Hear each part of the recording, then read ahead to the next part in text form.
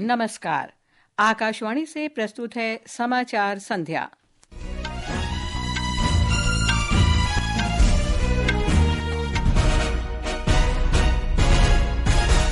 शालीमार बाग से भाजपा विधायक रेखा गुप्ता दिल्ली की अगली मुख्यमंत्री होंगी।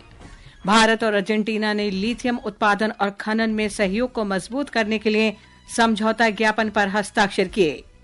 केंद्रीय मंत्री डॉक्टर जितेंद्र सिंह ने कहा है कि भारत ने 443 विदेशी उपग्रहों का सफलतापूर्वक प्रक्षेपण किया, जिनमें से 396 पिछले 10 वर्ष में प्रक्षेपित किए गए। अमेरिका के राष्ट्रपति डोनाल्ड ट्रंप ने यूक्रेन में चल रहे युद्ध के लिए जेलेंस्की को जिम्मेदार ठहराया। और क्रिकेट में आईसीसी चैंपियंस ट्रॉफी में न्यूजीलैंड ने कराची में पाकिस्तान को 321 रन का लक्ष्य दिया।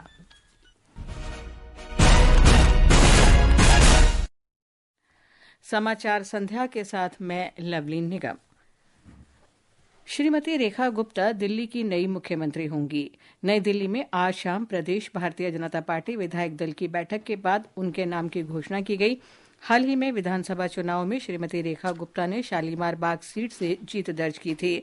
उन्होंने 1992 में दिल्ली विश्वविद्यालय के दौलत राम महाविद्यालय में अखिल भारतीय विद्यार्थी परिषद के माध्यम से राजनीतिक यात्रा शुरू की। श्रीमती गुप्ता दिल्ली विश्वविद्यालय छात्र संघ की अध्यक्ष भी बनी। श्रीमती गुप्ता दिल्ली में भाजपा महिला मोर्चा की महासचिव भी रह चुकी हैं। और अब बात करते हैं भाजपा मुख्यालय में मौजूद हमारे संवाददाता भूपेंद्र से।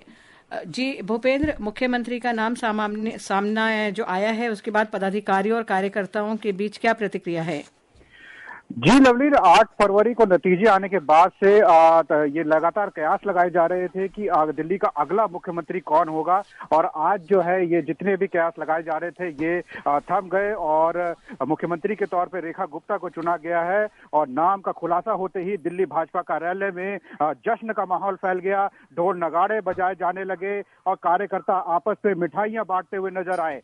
और दिल्ली विधायक दल का नेता चुनने के लिए पार्टी के केंद्रीय पर्यवेक्षक रविशंकर प्रसाद और ओम प्रकाश धनखड़ की विधायक दल के साथ हुई बैठक के बाद रेखा गुप्ता के नाम पर ये आखिरी मुहर लगी और रेखा गुप्ता दिल्ली की चौथी महिला मुख्यमंत्री होंगी। और अब से थोड़ी ही देर में रेखा गुप्ता राज्यपाल विनय कुमार सक्सेना से राजनिवास में जाकर मिलेंगी और भाजपा की सरकार बनाने का दावा पेश करेंगी। जी भूपेंद्र, अब दिल्ली के विकास को लेकर नए मुख्यमंत्री का नाम ऐलान हो चुका है, तो क्या प्राथमिकताएं रहेंगी, क्या योजनाएं रहेंगी? जी, अगर प्राथमिकताएं और योजनाओं की बात करें तो बीजेपी ने जो अपना संकल्प पत्र जारी किया था जिसमें कई तरह की घोषणाएं की गई थी, जैसे महिलाओं को 2,500 रुपए की आर्थिक मदद दी जाने का वादा था। इसके अलावा 500 रुपए में एलपीजी सिलेंडर हर गरीब परिवार की महिला को मिले, ये वादा किया गया था। और ये भी तय किया गया था कि जो है पहली जो कैबिनेट बैठक होगी उसमें भारत सरकार की जो आयुष्मान भारत योजना है, जो कि एक बहुत ही महत्वपूर्ण एक हेल्थ स्कीम है, उसको जो है कि दिल्ली में लागू किया जाएगा। और इसके अलावा 10 लाख तक का जो मुफ्त इलाज सभी वरिष्ठ नागरिकों को मिले, ये भी इसके लिए भी काम किया जाएगा। और इसके अलावा ये भी वादा किया गया था कि दिल्ली में भाजपा की सरकार बनने पर जो भी मौजूदा कल्याणकारी योजनाएं चलती रहेंगी और इन योजनाओं को और भी अधिक प्रभावी ढंग से जो है लागू किया जाएगा। जी लवली, धन्यवाद भूपेंद्र इस जानकारी के लिए। राजधानी के रामलीला मैदान में कल दिल्ली के मुख्यमंत्री का शपथ ग्रहण समारोह आयोजित किया जाएगा। इस समारोह में नई सरकार के मंत्रिमंडल में शामिल विधायक भी शपथ लेंगे। दिल्ली के उपराज्यपाल विनय कुमार सक्सेना मनोनीत मुख्यमंत्री और मंत्रिमंडल को उनके पद की शपथ दिलाएंगे। इस समारोह में प्रधानमंत्री नरेंद्र मोदी, केंद्रीय गृह मंत्री अमित शाह और रक्षा मंत्री राजनाथ सिंह उपस्थित रहेंगे। इसके अलावा कई अन्य केंद्रीय मंत्रियों के साथ साथ भाजपा और एनडीए शासित प्रदेशों के मुख्यमंत्री को भी इस समारोह में शामिल होने के लिए आमंत्रित किया गया है। मुख्यमंत्री के शपथ ग्रहण समारोह के मद्देनजर दिल्ली यातायात पुलिस ने कल मार्ग परिवर्तन को लेकर परामर्श जारी किया है। यातायात परामर्श के अनुसार शहर के बहादुर शाह जफर मार्ग, आईटीओ से दिल्ली गेट से गुरु नानक चौक, अरुण आसफ अली मार्ग, मिंटो रोड, कमला मार्केट से हमदर्द चौक मार्ग पर सुबह 7 बजे से शाम 4 बजे तक यातायात प्रतिबंधित रहेगा। इसके अलावा Subhash park, T point, Rajghat, Delhi gate, ITO, Ajmeri gate, Ranjit Singh flyover और दीनदयाल उपाध्याय मार्ग, लाल बत्ती की ओर जाने वाले मार्गों पर भी यातायात परिवर्तित रहेगा। दिल्ली यातायात पुलिस ने लोगों से सड़कों पर भीड़भाड़ कम करने के लिए सार्वजनिक परिवहन का उपयोग करने की अपील की है। श्री ज्ञानेश कुमार ने मुख्य निर्वाचन आयुक्त के रूप में कार्यभार संभाल लिया है। उन्होंने श्री राजीव कुमार का स्थान लिया है। श्री ज्ञानेश ने कहा कि राष्ट्र निर्माण के लिए पहला कदम मतदान है। केरल कैडर के 1988 बैच के भारतीय प्रशासनिक सेवा के अधिकारी श्री ज्ञानेश ने संसदीय कार्य मंत्रालय और सहकारिता मंत्रालय में सचिव के रूप में काम किया है। भारत का राष्ट्रीय तकनीकी वस्त्र मिशन उन्नत परिधानों के उत्पादन के साथ कपड़ा उद्योगों में क्रांति के लिए तैयार है। ये परिधान टिकाऊ और आग प्रतिरोधी है।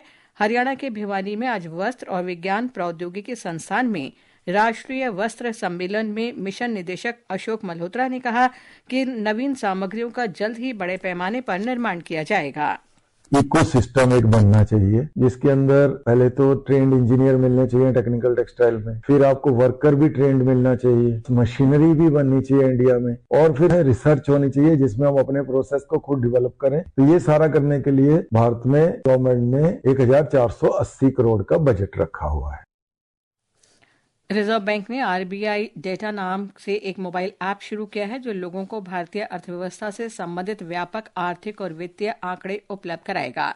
बैंक ने एक बयान में कहा कि यह ऐप भारतीय अर्थव्यवस्था से संबंधित आर्थिक डेटा की 11,000 से अधिक विभिन्न श्रृंखलाएं उपलब्ध कराएगा। ये समाचार आकाशवाणी से प्रसारित किए जा रहे हैं। ताज़ा समाचार जानने के लिए आप हमारे social media handle x@AIR news Hindi को फॉलो कर सकते हैं। ये आकाशवाणी है।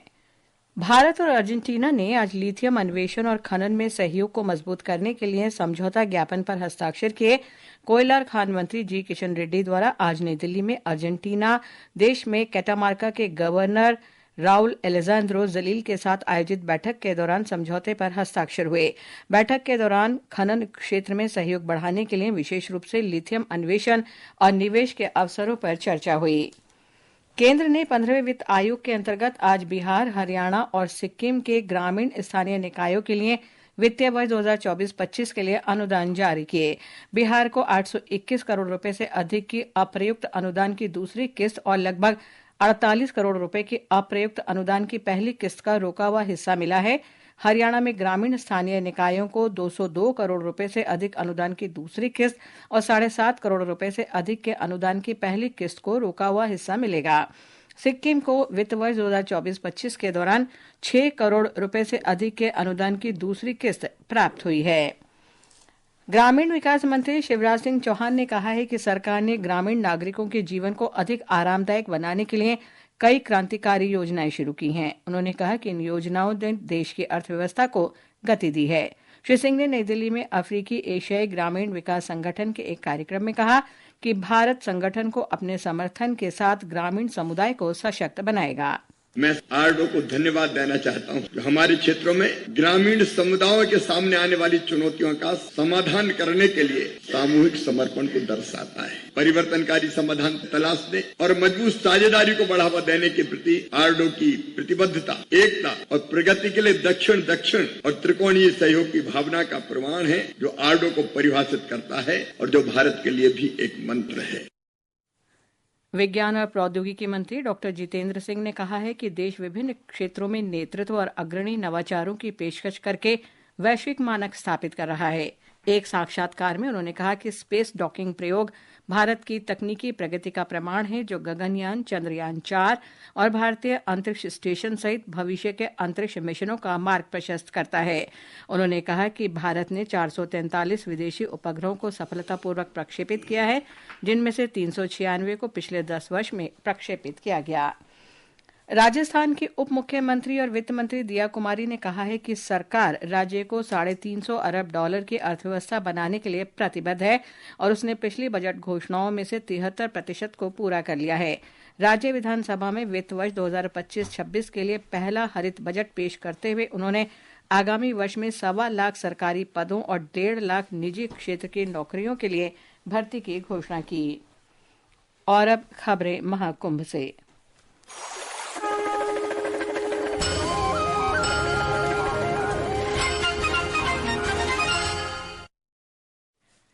उत्तर प्रदेश के मुख्यमंत्री योगी आदित्यनाथ ने कहा है कि महाकुंभ भारतीय संस्कृति का गौरव है और उनकी सरकार महाकुंभ को ऐतिहासिक बनाने के लिए प्रतिबद्ध है। राज्य विधानसभा में बजट सत्र के दूसरे दिन मुख्यमंत्री ने महाकुंभ के बारे में निराधार दावे और भ्रामक वीडियो फैलाने के लिए विपक्ष की आलोचना की। इस संगम और उसके आगे पीछे जो बीओडी है वो 3 या उससे कम है और डिजॉल्व ऑक्सीजन की मात्रा ये 8 और 9 से अधिक पाई जा रही है। यानी संगम का जल स्नान करने लायक भी है और आचमन करने लायक भी है। जो दुष्प्रचार कर रहे हैं केवल कुंभ महाकुंभ को बदनाम करने की साजिश का हिस्सा है। मुख्यमंत्री ने कहा कि सरकार की भूमिका विनम्र सुविधा प्रदाता की है और अपने दायित्वों को पूरी ईमानदारी से निभाने के लिए वो समर्पित है। प्रयागराज में होने वाले महाकुंभ से इस साल 3 लाख करोड़ रुपए से अधिक ज्यादा का कारोबार होने की उम्मीद है। एक रिपोर्ट। महाकुंभ के कारण केवल प्रयागराज ही नहीं बल्कि 150 किलोमीटर के दायरे में स्थित शहरों और कस्बों में भी व्यापार में जबरदस्त वृद्धि दर्ज की गई। इसके अलावा अयोध्या, वाराणसी और अन्य धार्मिक स्थलों पर भी श्रद्धालुओं की वृद्धि हुई है, जिससे वहां की स्थानीय अर्थव्यवस्था को भी मजबूती मिली है। कैट के महासचिव और सांसद प्रवीण खंडेलवाल ने कहा कि ये आयोजन आस्था और अर्थव्यवस्था के बीच गहरे संबंध को दर्शाता है। श्री खंडेलवाल ने बताया कि शुरुआती अनुमान के अनुसार 40 करोड़ श्रद्धालुओं के आने और 2 लाख करोड़ रुपए के व्यापार की संभावना थी। उन्होंने कहा कि देश भर में इस आयोजन को लेकर अभूतपूर्व उत्साह के कारण अब 60 करोड़ श्रद्धालुओं के आने की उम्मीद है, जिससे कुल व्यापार 3 लाख करोड़ रुपए से अधिक होने की संभावना है। महाकुंभ के दौरान कई व्यापारिक क्षेत्रों में आर्थिक वृद्धि दर्ज की गई। इसमें प्रमुख रूप से पर्यटन, होटल तथा आवास सेवाएं, खाद्य एवं पेय उद्योग, परिवहन, स्वास्थ्य सेवाएं और AI आधारित सेवाएं शामिल हैं। आदर्श के साथ अभिषेक कपिल, आकाशवाणी समाचार प्रयागराज।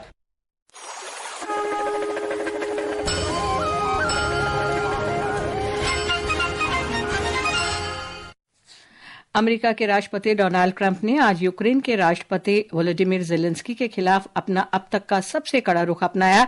श्री ट्रंप ने यूक्रेन में चल रहे युद्ध के लिए जेलेंस्की को दोषी ठहराया और उन्हें एक बेहद अक्षम नेता और खराब वार्ताकार बताया।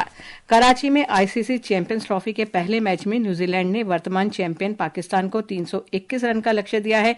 जवाब में पाकिस्तान ने ताजा समाचार मिलने तक 27 ओवर में 3 विकेट पर 94 रन बना लिए हैं। भारत कल बांग्लादेश से खेलेगा। आकाशवाणी का समाचार सेवा प्रभाग आज अपने साप्ताहिक कार्यक्रम चर्चा का विषय है के अंतर्गत पश्चिम एशियाई देशों के साथ भारत के मजबूत संबंधों पर परिचर्चा प्रसारित करेगा। इसे आकाशवाणी FM गोल्ड और अतिरिक्त मीटरों पर रात 9:30 बजे से सुना जा सकता है। अंत में मुख्य समाचार एक बार फिर। शालीमार बाग से भाजपा विधायक रेखा गुप्ता दिल्ली की अगली मुख्यमंत्री होंगी। भारत और अर्जेंटीना ने लिथियम उत्पादन और खनन में सहयोग को मजबूत करने के लिए समझौता ज्ञापन पर हस्ताक्षर किए। केंद्रीय मंत्री डॉक्टर जितेंद्र सिंह ने कहा, भारत ने 433 विदेशी उपग्रहों का सफलतापूर्वक प्रक्षेपण किया, जिनमें से 396 पिछले 10 वर्ष में प्रक्षेपित किए गए। अमेरिका के राष्ट्रपति डोनाल्ड ट्रंप ने यूक्रेन में चल रहे युद्ध के लिए जेलेंस्की को जिम्मेदार ठहराया। और क्रिकेट में ICC चैंपियंस ट्रॉफी में न्यूजीलैंड ने कराची में पाकिस्तान को 321 रन का लक्ष्य दिया। इसके साथ ही समाचार संध्या का ये अंक समाप्त हुआ। नमस्कार।